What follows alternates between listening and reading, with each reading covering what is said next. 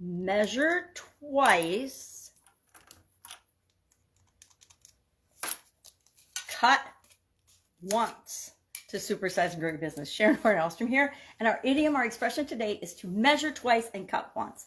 This idiom has actually been around for hundreds of years. It's attributed to a gentleman by the name of John Florio, or he was also more often known as Giovanni because he was an Anglo-Italian, and he lived from 1553 to 1625, and he coined the phrase. He was a linguist and a language tutor at the court of James I.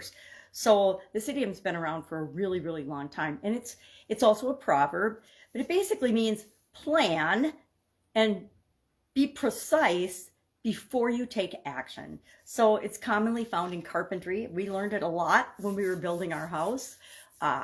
If you make a mistake and don't measure twice or measure wrong and cut a board, for example, when you're doing any framing or things, and then cut the board, usually the board's wasted unless you can use it in a smaller area, or the wood, it wastes resources because we didn't plan in the first place.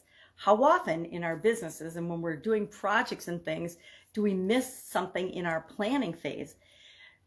I learned in college, there's a framework that I learned. It's called the quality framework: plan, do, check, act. And pretty much everything you answered on every test in the quality courses that I took in my engineering school were expected to be using that framework: plan, do, check, act. And planning was supposed to be 80% of the effort that you put into any quality project, because we know that if we plan in the first place, we're less likely to make errors that are costly and mistaken.